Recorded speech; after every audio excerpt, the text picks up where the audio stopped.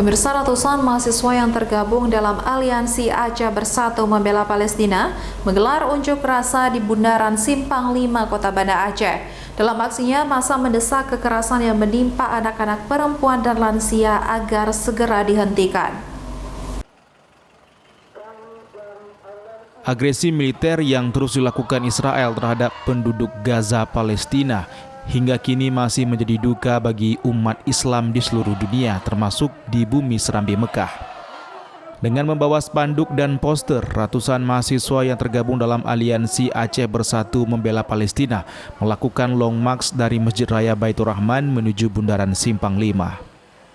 Dalam orasinya, massa mendesak PBB untuk segera turun tangan menghentikan kekerasan Zionis Israel yang menewaskan ribuan jiwa, termasuk wanita, anak-anak, serta lansia.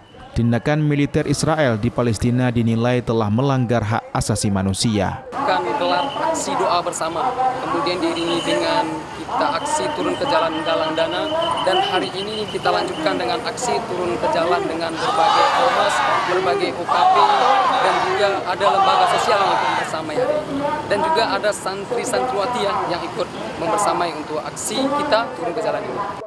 Selain menggelar aksi orasi, dalam kesempatan yang sama massa juga menginjak bendera Israel, Amerika, serta foto Benjamin Netanyahu sebagai bentuk protes keras pengunjuk rasa.